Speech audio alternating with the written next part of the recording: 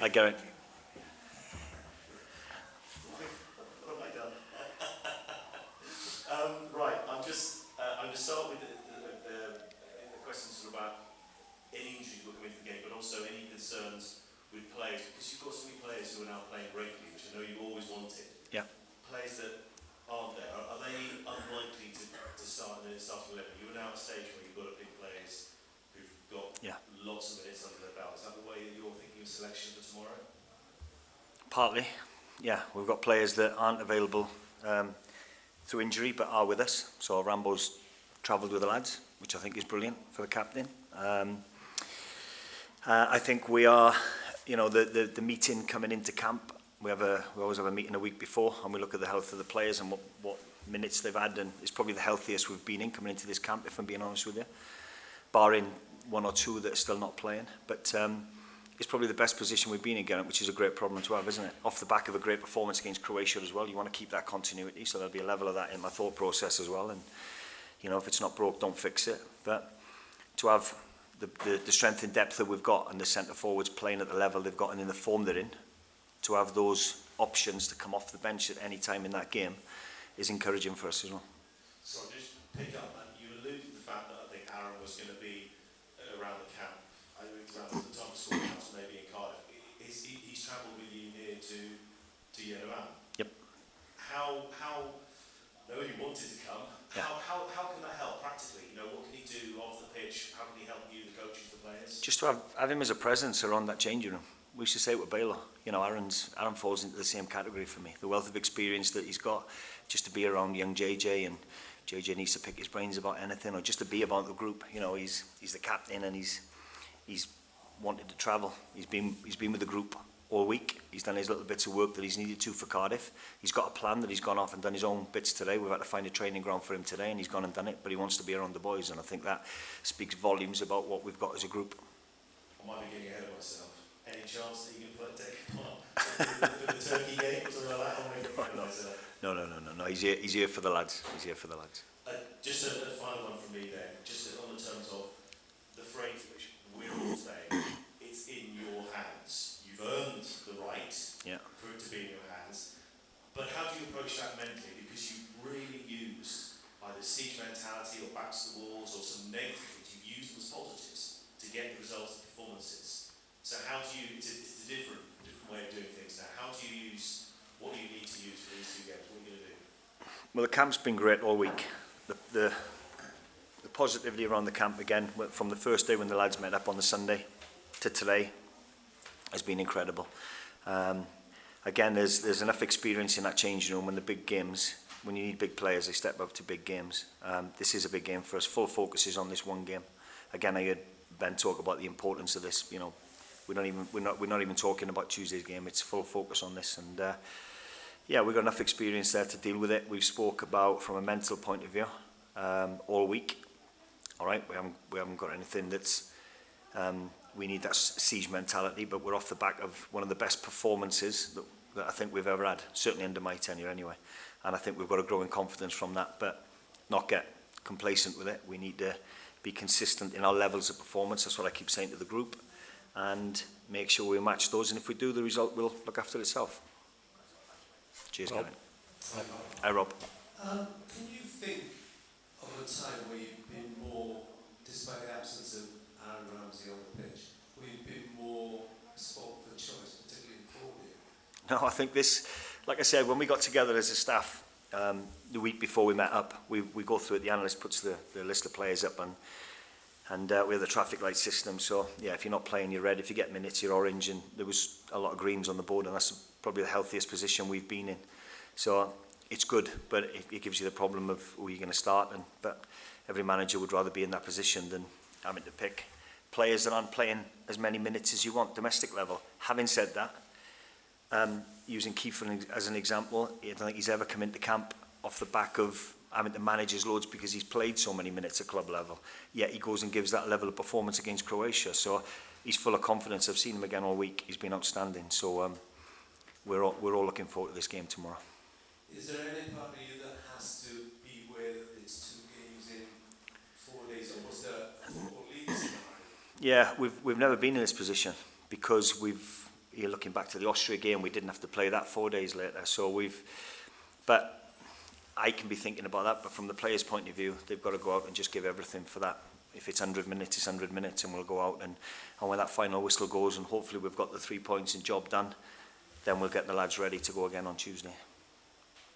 As far as the games, you could, in 5 days' time, be the first Wales manager to lead Wales to 2 tournaments.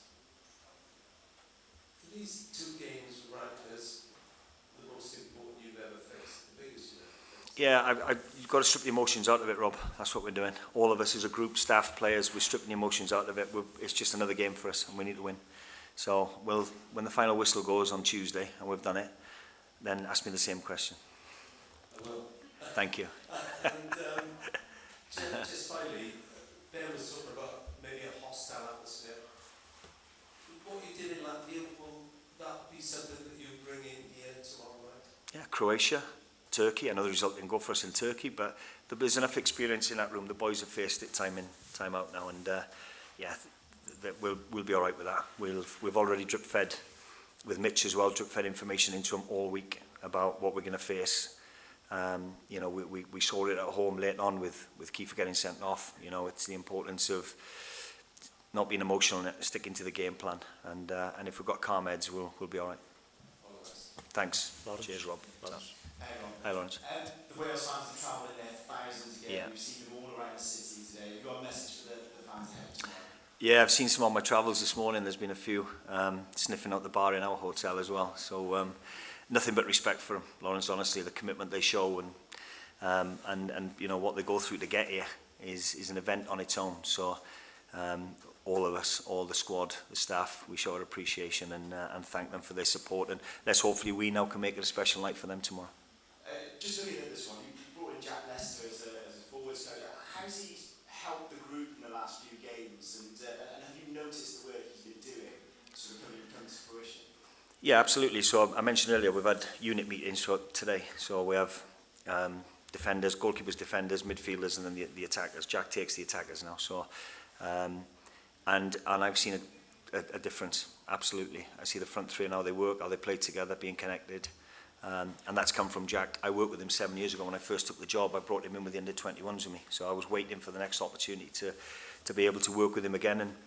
And thankfully for me, it's become a reality and we've got him in the building. So I think the centre forwards, all the strikers will say as well that he's added value. They can see a difference in training and coming together in games. And let's hope it all comes together tomorrow night for us as well. Just finally for me, are you ready to upset a couple perhaps with your selection tomorrow? Well, yeah, I'll never please everybody, but there you go. I'm gonna, you know, we'll give it our best. We'll pick a team that we think is going to go out and win that game for us tomorrow night. Ben. Hi, Ben. Yeah. In terms of those players that haven't played as much, thinking back to the Croatia game as happened as well, how do you go about getting those guys right to perform for Wales? It must be a difficult task to do so. Well, that's always been the challenge for us. I'm not going to lie. That's always been our biggest challenge. Is, you know, for example, Joe Rodon's out playing probably the best football of his career at this moment in time at Leeds because he's playing week in, week out. For me, his level of performance has gone. You know, he's doing really, really well.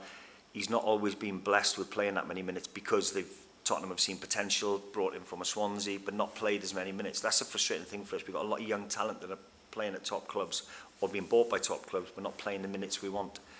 It's always been a case for us. We haven't got a pool of players. We haven't got a strength in depth that are playing week in, week out.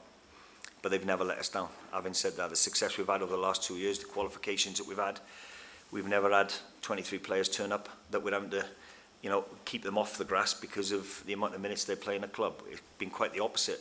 In the Nations League, we've had to use those games to get them up to speed. We've had to do more in training to get them fitness, to get them up to speed. So it's quite nice having to, you know, step off them a little bit for this camp. Yeah, is it like a conditioning thing? That Yeah. help to get them right? Yeah, of course, yeah. We'll, you know, look, we've got Nick Davis from West Ham. So I can't speak highly enough of Nick. He's come in and the data that he gathers before camp about the players' minutes and loadings and then we formulate a plan from that, what we're going to do through the week, and it can't just be throw. I've said this time and time again, when Gareth was here and Aaron, the senior players with Joe Allen, you can't just throw a blanket on them and expect them to do certain things if they're not playing week in, week out. So we have to factor that into training, and in the main we've done it really well. Just lastly from me, I think last time Rams played here, you were part of the team, what do you remember of it? 2-2, I believe. 2-2, we were speaking about it earlier. I think it was a new stadium then, it just opened. Yeah, 2001, a long time ago. Big Art's got 2 goals, I think, that day. Yeah. So yeah, it was a new stadium, quite hostile, but like I said, the lads will be ready for that, and yeah, we'll match that, like I said, and then keep our emotions in tow and show the quality when we get the ball. Okay, Glenn. Hi, Rob. Hi. You spoke there about Aaron's influence. I think Yeah. you know how influential he is to this team. But in terms of how he's stepped up, how pleasing has it been to see Ben Davies take the role in the last couple of camps? And I mean, he's clearly bursting with pride to lead the team into these 2 games as well. Yeah, I've been spoilt because since I've stepped up, I've got arguably 4 or 5 captains in that team. And it makes my job easier as a manager, because then you have that as a committee. I call them the committee, and any information I want to give into them, or with slight changes, then we pull them together and we talk it through with them. Ben is an outstanding leader, and he will definitely be, when the time is right, captain of Wales, without a doubt. And to have him as an assistant captain alongside Aaron,